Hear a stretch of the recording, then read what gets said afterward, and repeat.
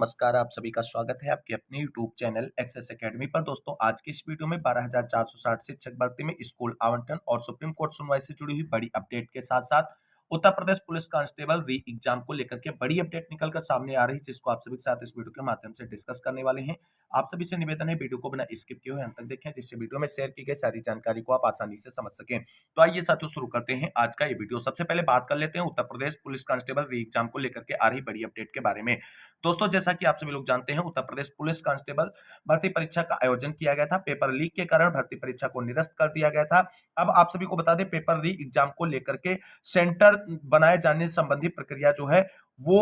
आयोग की तरफ से शुरू कर दी गई है और जो भर्ती बोर्ड है उसकी तरफ से जो महत्वपूर्ण जानकारी निकलकर सामने आ रही है कि सेंटर बनाने की प्रक्रिया जैसे ही कंप्लीट होगी उसके तुरंत बाद जो है पेपर के आयोजन को लेकर के डेटों की घोषणा कर दी जाएगी। हालांकि आप सभी को बता दें, ये सारी परीक्षाएं लोकसभा चुनाव के बाद संपन्न होंगी। अभी फिलहाल जो प्रोसेस किया जा रहा है भर्ती बोर्ड की तरफ से, उसको लेकर के महत्वपूर्ण जानकारी है। और आप सभी को बता दें, सोशल मीडिया पर जो खबर तेजी से वायरल हो रही है कि यूपी पुलिस कांस्टेबल री एग्जाम की परीक्षा इस बार ऑनलाइन कराई जाएगी, तो दोस्तों ये पूरी तरीके से फेक और फर्जी है, अफवाह है। इस पर अभी कोई ध्यान नहीं देना है। अभी केवल और केवल भर्ती बोर्ड की तरफ से एग्जाम सेंटर बनाए जाने को लेकर के ही कार्रवाई शुरू की गई है। और पेपर को लेकर के जो जानकारी निकलकर सामने आ रही, इस बार भी पेपर पूरी तरीके से ऑनलाइन के बजाय ऑफलाइन मोड में ही आयोजित किया जाएगा। इसको लेकर के बिल्कुल भी डाउट ना रखें। जैसे ही इसको लेकर के कोई क्लियर शासनादेश निर्गत होगा भर्ती बोर्ड की तरफ से, परीक्षा डेट को लेकर के और परीक्षा पैटर्न तथा परीक्षा किस मोड में होगी इसको लेकर के, उसके बारे में आप सभी के साथ डिस्कशन करेंगे। फिलहाल अभी आप सभी को बता दें, भर्ती बोर्ड की तरफ से परीक्षा सेंटर बनाए जाने की प्रक्रिया को लेकर के तैयार कार्रवाई शुरू कर दी गई है और पेपर अभी फिलहाल ऑफलाइन मोड में ही कराने का सोच रहा है भर्ती बोर्ड। आगे इस पर जो भी निर्णय लिया जाएगा भर्ती बोर्ड की तरफ से, उसके बारे में आप सभी को चैनल के माध्यम से जानकारी दी जाएगी। तो यूपी पुलिस कांस्टेबल री एग्जाम को लेकर के इस महत्वपूर्ण जानकारी की बात अब हम बात कर लेते हैं 12,460 शिक्षक भर्ती से जुड़ी हुई आज की बड़ी अपडेट के बारे में। दोस्तों, जैसा कि आप सभी लोग जानते हैं, 12,460 शिक्षक भर्ती में सुप्रीम कोर्ट के आदेश के अनुपालन में बेसिक शिक्षा विभाग उत्तर प्रदेश की तरफ से 12,460 शिक्षक भर्ती के अभ्यर्थियों से प्रत्यावेदन मांगे गए थे। प्रत्यावेदन सबमिट करने की आज लास्ट डेट थी और मोस्टली अधिकतर साथियों ने प्रत्यावेदन सबमिट कर दिए हैं। जिन साथियों ने अभी तक प्रत्यावेदन सबमिट नहीं किए और उनकी कोई जेन्युइन समस्या है, तो ऑलमोस्ट आप सभी को कर लेना चाहिए था। अगर फिर भी अभी तक नहीं किया है और आपको लगता है कि आपका प्रत्यावेदन छूट रहा है, तो आप सभी लोग अभी प्रत्यावेदन कर सकते हैं। और आज प्रत्यावेदन सबमिट करने की लास्ट डेट है और जितने भी प्रत्यावेदन विभाग को प्राप्त होंगे, आप सभी लोग जानते हैं कि जो शासनादेश निर्गत किया गया था उसमें प्रत्यावेदनों की शिकायतों का निस्तारण जिले वाइज किया जाएगा और जिले स्तर पर जो कमेटी गठित होगी, उन सभी जिले स्तर पर प्राप्त जो प्रत्यावेदन है उनकी समस्याओं का निस्तारण किया जाएगा और समिति के द्वारा जो भी निस्तारण किया जाएगा आपके प्रत्यावेदन का, वो सर्वमान्य होगा और वो बेसिक शिक्षा विभाग तक जो है जानकारी उसके बारे में प्रेषित की जाएगी। तो कुल मिलाकर के आज जो था प्रत्यावेदन का अंतिम दिन था। जिन अभ्यर्थियों ने प्रत्यावेदन सबमिट कर दिया है उन सभी के प्रत्यावेदनों पर फाइनल डिस्कशन जो है वो 31 मार्च को कमेटी के द्वारा किया जाएगा और जो निर्णय कमेटी लेगी वो सभी को मानना होगा और अभ्यर्थियों को भी वो मान्य होना चाहिए फैसला। और आप सभी को बता दें, जो भी डिसीजन लिया जाएगा, जो भी प्रत्यावेदन चयनित अचयनित साथियों की तरफ से गए हैं, सभी पर विचार किया जाएगा और इसमें चयनित अचयनित सभी के साथ न्याय किया जाएगा प्राप्त प्रत्यावेदनों के आधार पर। तो कुल मिलाकर के किसी भी साथी को परेशान होने की जरूरत नहीं है। अगर किसी का प्रत्यावेदन नहीं हो पाया है तब भी कोई टेंशन लेने की जरूरत नहीं, क्योंकि एक जैसी समस्याओं को लेकर के कई साथियों ने प्रत्यावेदन सबमिट किए हैं। तो आपकी कोई ना कोई समस्या किसी न किसी साथी से मैच करती होगी और उस पर जो भी निस्तारण किया जाएगा वो ऑलमोस्ट उस समस्या से संबंधित सभी अभ्यर्थियों के लिए एक नजीर साबित होगा। तो कुल मिलाकर के प्रत्यावेदन की प्रक्रिया फाइनली हो चुकी कंप्लीट। अब फाइनली 31 मार्च का करेंगे इंतजार कि कमेटी किस आधार पर फैसला लेती है और इस प्रत्यावेदन का क्या परिणाम निकलकर सामने आता है चयनित और अचयनित अभ्यर्थियों के लिए। वहीं अब बात कर लेते हैं 3 अप्रैल सुप्रीम कोर्ट सुनवाई को लेकर के बड़ी अपडेट के बारे में। दोस्तों, जैसा कि आप सभी लोग जानते हैं, 12,460 शिक्षक भर्ती में स्कूल आवंटन की प्रक्रिया रुकी हुई है और स्कूल आवंटन की प्रक्रिया अब पूरी तरीके से सुप्रीम कोर्ट के डायरेक्शन पर निर्भर है। और इसी मामले को लेकर के और इसके साथ साथ जितनी भी कनेक्टेड याचिकाएं हैं, सबको एक साथ सुनवाई के लिए 3 अप्रैल के लिए लिस्टेड किया गया है। हालांकि अभी कॉज लिस्ट नहीं जारी हुई है, जिससे पूरा डिटेल जो है सुनवाई का डिस्कस नहीं किया जा सकता है। जैसे कॉज लिस्ट आएगी उसके बारे में भी आपको जानकारी देंगे। लेकिन 3 अप्रैल सुनवाई बहुत ही महत्वपूर्ण है, क्योंकि आप सभी लोग जानते हैं कि 11 मार्च की सुप्रीम कोर्ट सुनवाई में सरकार की तरफ से काउंटर एफिडेविट फाइल किया गया था और 8 जनवरी का जो आदेश था स्टेटस क्यू वाला, उसके मॉडिफिकेशन के लिए एप्लीकेशन भी मूव कराई गई थी। अब यहां पर आप सभी साथियों को बता दें, बड़ा प्रश्न यह बनता है क्या 3 को स्कूल आवंटन और थर्ड काउंसलिंग पर मुहर लगेगी सुप्रीम कोर्ट से? तो दोस्तों आप सभी को बता दें कि सरकार के पास सिर्फ और सिर्फ एक चांस है कि आर्डर एप्लीकेशन जो फाइल की गई है, यानी आर्डर मॉडिफिकेशन के लिए सुप्रीम कोर्ट में जो सरकार की तरफ से एप्लीकेशन फाइल की गई है उस पर आर्गुमेंट करते हुए अगर सुप्रीम कोर्ट से डायरेक्शन मिल जाता है 3 अप्रैल को, सरकार और विभाग का कमिटमेंट यही कि हम 3 अप्रैल को स्कूल आवंटन का डायरेक्शन सुप्रीम कोर्ट में लेने जा रहे हैं, और अगर मिल जाता है तो आप सभी को बता दें स्टेटस क्यू अगर हट गया आर्डर मॉडिफिकेशन के तहत, और अगर स्टेटस क्यू हट गया तो क्या होगा? अगर स्टेटस क्यू हट जाएगा तो स्कूल आवंटन और थर्ड काउंसलिंग दोनों की राहें खुल जाएंगी। लेकिन अगर आर्डर मॉडिफिकेशन के तहत केवल चयनितों के स्कूल आवंटन के लिए डायरेक्शन मिलता है तो स्कूल आवंटन हो जाएगा, थर्ड काउंसलिंग फिलहाल फाइनल आदेश तक जो है लटकी रहेगी। और इसके लिए आप सभी को बता दें अचयनित भी जिम्मेदार हैं, क्योंकि अगर कोर्ट में ये मैटर न गया होता तो विभाग अब तक थर्ड काउंसलिंग भी कंप्लीट करा चुका होता और लगभग 650 से अधिक अभ्यर्थी और नौकरी पा चुके होते 12,460 शिक्षक भर्ती में। लेकिन चीजें आप सभी लोग समझिए कि 3 अप्रैल सुप्रीम कोर्ट में इतना आसान नहीं है स्कूल आवंटन के लिए डायरेक्शन प्राप्त करना या थर्ड काउंसलिंग और स्कूल आवंटन के लिए स्टेटस क्यू हटाना, क्योंकि जिस तरीके से अपोजिशन की तैयारी है और उनके पास एक बड़े मोस्ट सीनियर अधिवक्ताओं की फौज है, उससे अगर कंपेयरमेंट किया जाए सरकार का और चयनितों का पक्ष तो अभी कमजोर नजर आ रहा है, क्योंकि आधे से ज्यादा जो चयनित भाई बहन हैं वो सरकार के भरोसे बैठे हुए हैं और सरकार की तरफ से केवल आप सभी लोग जानते हैं ऐश्वर्या भाटी मैम और अंकित गोयल सर ही पक्ष रखने के लिए कोर्ट के अंदर है। और वहीं आपको बता दें अचयनितों की तरफ से कम 5 से 6 मोस्ट सीनियर एडवोकेट को हायर किया जा चुका है। आप सभी लोगों ने देखा कि पिछली सुनवाई के दौरान पटवालिया सर जो है आर्गुमेंट कर रहे थे, जिन्होंने ऐश्वर्या भाटी मैम के आर्डर मॉडिफिकेशन को ऑब्जेक्ट किया और जिस पर सुप्रीम कोर्ट ने जो है सुनवाई न करते हुए आगे की डेट देती थी। और उसके साथ साथ आप सभी ने देखा है कि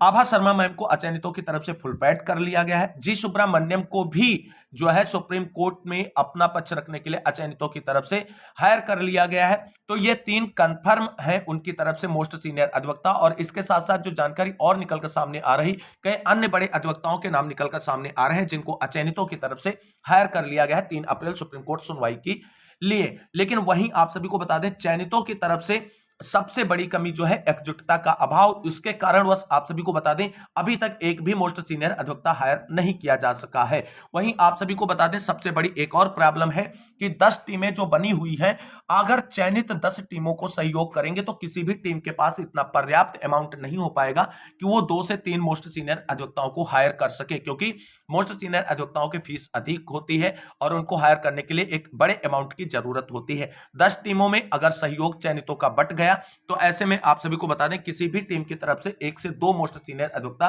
ले जाने में जो है कहीं ना कहीं असमर्थता जरूर नजर आएगी। वहीं आप सभी को बता दें अगर एक टीम होती और या 2 टीमें होती और वो सहयोग प्राप्त करती चयनितों से और उसके बाद 2-2 मोस्ट सीनियर अधिवक्ता ले जाते जो ऐश्वर्या भाटी मैम के साथ सुप्रीम कोर्ट में आर्गुमेंट के लिए खड़े होते तो ज्यादा बेहतर होता। हालांकि चीजें आप सभी को बता दें रवि एंड विवेक की टीम जो है उसकी तरफ से बड़ा अनाउंसमेंट कर दिया गया है और उन्होंने कहा कि वो पल्लव सिसोदिया और most senior Meenakshi Arora ma'am को हायर कर चुके हैं। हालांकि अब आप सभी को बता दें ये इस बात में कितनी सच्चाई है कि उन्होंने हायर किया है या नहीं किया, क्योंकि मीनाक्षी अरोड़ा मैम का नाम जो है वो कहीं ना कहीं विपक्ष के अभ्यर्थियों की तरफ से भी अपनी ओर जोड़ा जा रहा है और कहा जा रहा है कि मीनाक्षी अरोड़ा मैम को हमने हायर कर लिया है, ये अचयनित लोग कह रहे हैं। वहीं अब जीरो जनपद की तरफ से जो है रवि एंड विवेक की टीम ये कह रही है कि मीनाक्षी अरोड़ा और पल्लव सिसोदिया सर हमारी तरफ से मोस्ट सीनियर अधिवक्ता होंगे जो 3 तारीख को सुप्रीम कोर्ट में अपना पक्ष रखेंगे। वहीं अर्पित श्रीवास्तव और मोहित द्विवेदी की टीम भी लगातार अभ्यर्थियों से सहयोग के लिए रिक्वेस्ट कर रही है, क्योंकि वो लोग भी चाहते हैं कि एक मोस्ट सीनियर अधिवक्ता हम लोग जरूर लेकर के जाएं। तो कुल मिलाकर के आप सभी को बता दें सबसे ज्यादा इंपॉर्टेंट यहां पर हो जाता है जीरो जनपद के चयनित अभ्यर्थियों का एकजुट होकर के कम से कम एक टॉप मोस्ट सीनियर अधिवक्ता आपके लिए सुप्रीम कोर्ट में खड़ा हो, क्योंकि आप सभी को बता दें, अगर इस वक्त 0 जनपद के अभ्यर्थी जरा सा भी चूके तो सीधे पूरी तरीके से भर्ती से बाहर हो जाएंगे। ये एक बड़ी सच्चाई है और इसे आपको एक्सेप्ट करना ही होगा। और आप सभी साथियों को बता दें, जो आप सभी को आज किसी भी टीम को सहयोग करने से मना कर रहे हैं, अगर केवल और केवल टोटली हम सरकार के भरोसे बैठेंगे तो आपने देखा है कि 3 डेट निकल चुकी हैं। सरकार का अधिवक्ता था कोर्ट के अंदर, लेकिन क्या हुआ? कुछ हो पाया? नहीं हो पाया। तो हमारा अधिवक्ता इसलिए इंपॉर्टेंट हो जाता है कि हम कहीं ना कहीं पूरी तरीके से भी एलिमिनेट ना हो जाए भर्ती से, इसलिए बहुत जरूरी हो जाता है। तो कुल मिलाकर के सरकार का स्टैंड क्लियर है, वो Aishwarya Bhati ma'am plus Ankit Goyal sir के साथ ही जा रहे हैं 3 अप्रैल को आर्गुमेंट के लिए और स्कूल आवंटन के लिए डायरेक्शन प्राप्त करने के लिए। अभी आपको बता दें, तुषार मेहता सर के लिए सरकार की तरफ से कोई पहल नहीं की गई और 3 अप्रैल को फिलहाल तुषार मेहता सर सरकार की तरफ से नहीं आ रहे हैं। ये एक अभी तक की कंफर्म खबर है। आगे अगर सरकार की तरफ से बड़ा स्टैंड क्लियर किया जाता है और तुषार मेहता सर को कोर्ट में उतारा जाता है तो आप सभी के मोस्ट सीनियर की कोई जरूरत नहीं। अगर ऐश्वर्या भाटी मैम और अंकित गोयल सर के साथ ही विभाग जा रहा है सुप्रीम कोर्ट 3 अप्रैल, तो वहां पर आप सभी का प्राइवेट मोस्ट सीनियर अधिवक्ता जरूर खड़ा होना चाहिए। दोस्तों, ये बहुत ही महत्वपूर्ण हो जाता है, क्योंकि जिस तरीके से पटवालिया सर ने ऑब्जेक्शन किया था, उस तरीके से अगर प्राइवेट अधिवक्ता वहां पे खड़ा होता तो वो भी अपनी बात को मजबूती से रखने के लिए आगे बढ़ता और चीजें वही और उसी दिन भले ही कुछ ही मिनट का आर्गुमेंट होता, लेकिन ऑर्डर एप्लीकेशन जो ऑर्डर मॉडिफिकेशन के लिए एप्लीकेशन मूव कराई गई उस पर आर्गुमेंट होता और स्कूल आवंटन के लिए आप सभी के लिए डायरेक्शन निकलकर सामने आ सकता था। तो दोस्तों, 3 अप्रैल का बहुत ही क्रूशियल टाइम है चयनितों के लिए खासकर, क्योंकि अचयनित तो चाहते ही हैं कि भर्ती लंबी खींचे और किसी का इतनी जल्दी निस्तारण ना हो। तो सभी चयनित साथियों से निवेदन है कि सारी बातों को भूलकर 500 1000 का जो भी सहयोग आप जिस भी टीम को करना चाहते हैं, हम ये नहीं करें कि आप इसी टीम को करें। अगर आप किसी भी टीम को कर रहे हैं और मोस्ट सीनियर अधिवक्ता हायर करके उतारे जाते हैं कोर्ट के अंदर, जो सरकारी अधिवक्ता यानी ऐश्वर्या भाटी मैम के साथ कोर्ट के अंदर आर्गुमेंट करने के लिए खड़े होंगे, तो आपका पक्ष मजबूत रहेगा। अन्यथा अभी तक की जो तैयारी पर अगर डिस्कशन किया जाए तो अचयनित चयनितों से भारी है और उनकी एक मजबूत टीम जो है मोस्ट सीनियर अधिवक्ताओं की सुप्रीम कोर्ट में 3 अप्रैल को आप सभी को देखने को मिलेगी। उसके बाद आप सभी केवल और केवल पछताते रहेंगे, फिर अगली डेट की तैयारी के लिए आप सभी लोग जुट जाएंगे। तो कुल मिलाकर के आप सभी को बता दें, चयनितों के पास अभी थोड़ा सा समय है और इस वक्त में अगर आप सभी लोगों ने सचेत होकर के बहुत ही सूझबूझ के साथ उचित फैसला ले लिया तो 3 अप्रैल स्कूल आवंटन पर मुहर लग सकती है सुप्रीम कोर्ट से। और आप सभी को बता दें, पहली प्रायोरिटी जो है वो सरकार की है यही कि ऑर्डर मॉडिफिकेशन एप्लीकेशन जो सरकार ने लगाई उस पर आर्गुमेंट करते हुए सरकार को स्कूल आवंटन का डायरेक्शन मिल जाए, क्योंकि अगर ऑर्डर मॉडिफिकेशन एप्लीकेशन पे आर्गुमेंट होगा तो केवल और केवल अगर सुप्रीम कोर्ट ने ग्रांट की परमिशन तो स्कूल आवंटन के लिए आदेश मिलेगा। थर्ड काउंसलिंग के लिए आप सभी को बता दें राहें नहीं खुलेंगी, क्योंकि थर्ड काउंसलिंग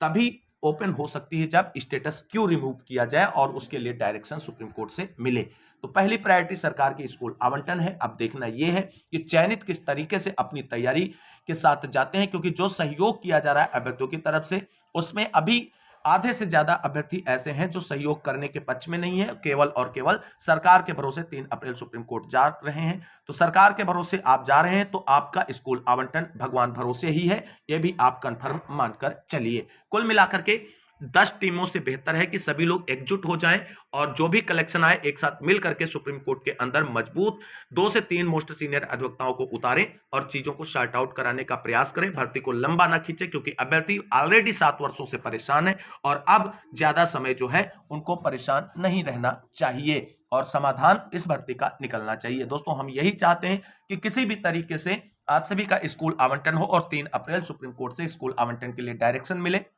इसके लिए अगर हम सभी को 1500 रुपए खर्च करने पड़ रहे हैं तो बिल्कुल करना चाहिए, लेकिन आप सभी लोग अपने विवेक का इस्तेमाल जरूर करें कि आपको सहयोग करना है या नहीं करना है। अगर आपको किसी भी टीम को सहयोग करना उचित नहीं लगता है तो आप बिल्कुल ना करें, क्योंकि हम आपको फोर्स नहीं करेंगे। और अगर आपको लगता है कि किसी भी टीम को जो आपको ईमानदार लगे, जो मजबूत पैरवी सुप्रीम कोर्ट के अंदर कर सके, उसे सहयोग करना चाहिए तो आप बिल्कुल करें। जिनका मन नहीं सहयोग करने का वो बिल्कुल ना करें। कोई बाउंडेशन नहीं, कोई दबाव नहीं, जिसका परिणाम होगा वो सभी के साथ होगा, ऐसा कुछ नहीं कि एक ही के साथ होगा। तो कुल मिलाकर के आप सभी को बता दें, ये कुछ महत्वपूर्ण जानकारियां थी जो हमने आप सभी के लिए डिस्कस की है। तो कुल मिलाकर के चयनितों की तरफ से रवि एंड टीम की तरफ से अधिवक्ताओं के नामों का अनाउंसमेंट कर दिया गया है। बाकी अभी आरपी श्रीवास्तव और मोहित द्विवेदी की टीम ने किन मोस्ट सीनियर अधिवक्ताओं को हायर करने के लिए जो है वार्ता की है उन अधिवक्ताओं से, उसको लेकर के अभी जैसे ही जानकारी निकलकर सामने आएगी आप सभी को उसके बारे में भी चैनल के माध्यम से डिस्कस करेंगे। आज के इस वीडियो में बस इतना ही, मिलते हैं अगली वीडियो में, तब तक के लिए सभी साथियों को जय हिंद, जय भारत, वंदे मातरम।